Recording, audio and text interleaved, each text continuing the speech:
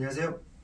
2023년도 법원 행정고등고시 24번 문제를 또 오늘 여러분과 함께 풀어보도록 하겠습니다. 24번째 시간이고요. 오늘은 형벌론에 관한 문제가 드디어 나왔네요. 형벌론에 관한 문제고 다행히 그렇게 어려운 문제는 아니었어요. 네, 사면 복권에 관한 문제입니다. 사면 복권에 관한 문제고 그렇게 어려운 문제는 아니었습니다, 여러분들.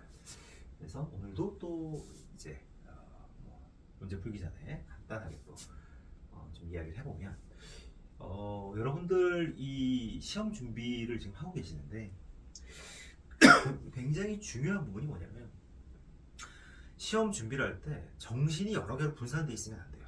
정신이. 저 같은 경우에 사실은 조금 이 고시 공부 자체를 좀 늦게 시작을 했어요. 이 정신 차리고 이제 공부한 시기가 20대 중반이 넘어갔을 때였어요. 사실은. 남들은 이제 취업해서 이미 직장생활을 하고 있는 경우도 있었고요. 많은 분들은 많은 친구들은 그렇게 하고 있었는데 제가 좀 그 대학 때 좀 겉멋이 들어서 막 놀고 있었어요. 사실은 좀 논다는 게 나쁘게 놀았다는 뜻이 아니라 뭐 정말 일반적인 대학생들처럼 옷도 사고 뭐 머리도 막 만지고 그리고 또 친구들이랑 같이 놀러도 다니고 이러다 보니까 그 사회 물이 아직 덜 빠졌었어요. 사회 물이. 그래서 그 당시에 제가 이 수험을 이제 시작을 했는데 수험을 시작했는데 제가 그 사회 물이 덜 빠진 그 옷차림으로 남방도 막 화려하게 입고 청바지에 뭐 머리도 막 왁스 바르고 뭐 심지어 제가 목걸이까지 하고 막 귀걸이도 했었던 것 같아요. 그러면서 고시 공부를 했는데 확실히 안 돼요. 제가 딱 그렇게 공부를 하다가 시험이 안 됐단 말이에요. 1차 시험이 한번. 그리고 나니까 제가 무슨 생각이 들었냐면 내가 이렇게 해가지고는 잘못하면 고시 낭인이 되겠구나 이런 생각이 들었어요. 그래서 그게 굉장히 힘들었는데 제가 그냥 옷도 전부 추리닝 바지 다 바꿔버렸어요. 내 몸에 편안할 수 있는 옷으로. 그리고 내 몸에 가장 착용감이 편안한 옷, 라운드 티라든지 반팔 티라든지 이런 옷으로 다 바꿔버리고 머리도 최대한 아침에 머리 감을 시간조차도 좀 아까웠어요. 사실은 머리도 저녁 때 감고 자는데 또 아침에 또 감고 머리에 뭘 발라? 아이고 귀찮은데 모자를 막 썼어요. 모자.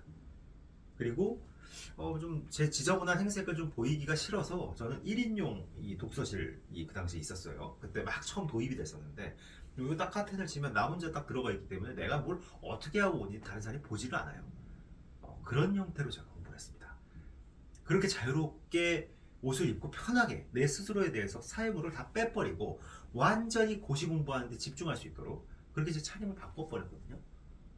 그때부터 제가 공부가 잘 되더라고요. 그리고 그때부터 제가 쭉쭉쭉쭉쭉쭉 1차, 2차, 3차 시험 쭉 합격을 해서 결국은 지금 여기까지 오게 된 겁니다, 여러분들. 작은 변화죠. 옷차림, 옷차림의 변화, 머리의 변화. 여기서 제가 얼마나 자유롭고 해방되느냐? 이 정신, 여기에 내가 내 외모를 꾸민다는 건 제가 누군가에게 잘 보이고 싶은 거거든요. 특히나 어떻게 보면 그건 여학생일 수도 있어요. 그 당시에 이제 어떻게 보면 또 혼기까지는 아니지만 굉장히 어떻게 보면 혈기왕성한 남자였잖아요. 그죠?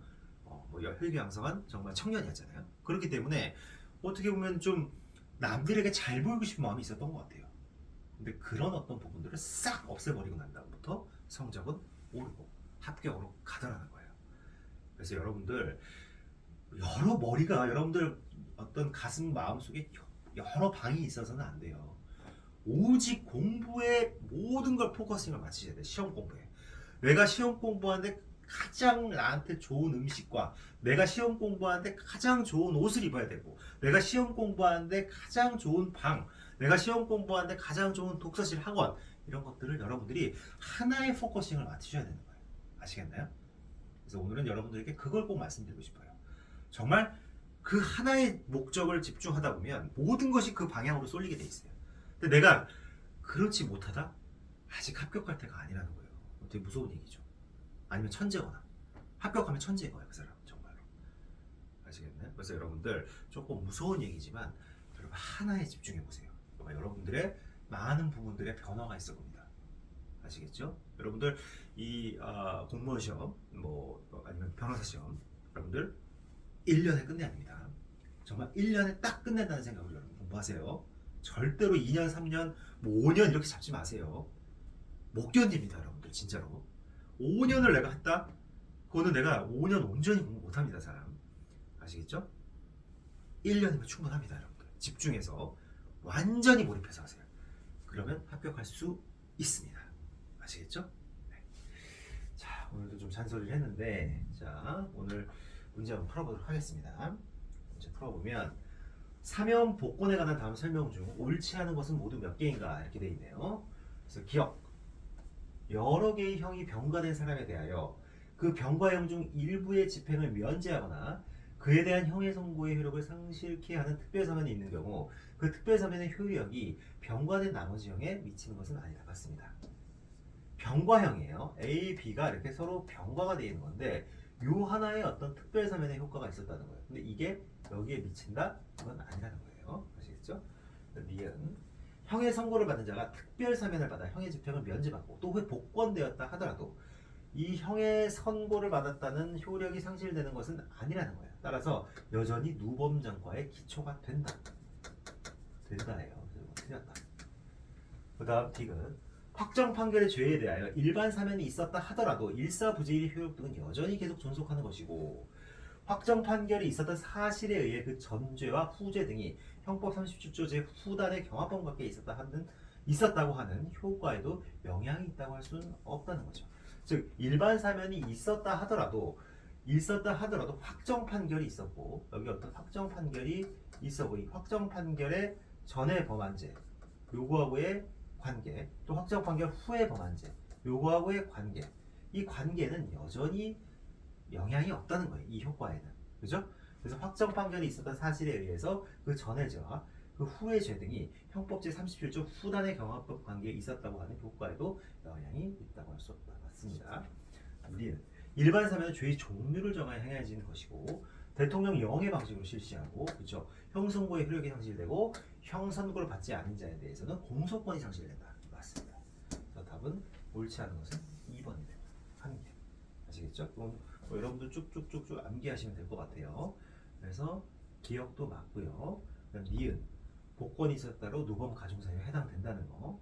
판결이 확정된 죄라 하면 수개의 독립된 죄 중 어느 죄에 대해 확정 판결이 있었다 사실 그 자체를 의미하고 일반 사면으로 형 선고의 효력이 상실된지 여부는 묻지 않는다 이렇게 되어 있는 거죠.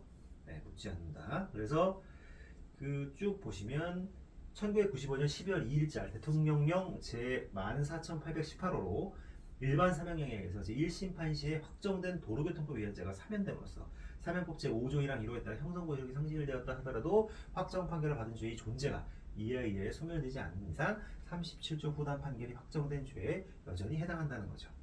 그 다음에 일반 사면은 죄의 종류를 정하여 대통령의 영으로 행하는 사면으로 형선고를 받은 자에 대해서는 형선고 효력이 상실되고 그 다음에 형의 선고를 받지 않은 자에 대해서는 공소권이 상실된다.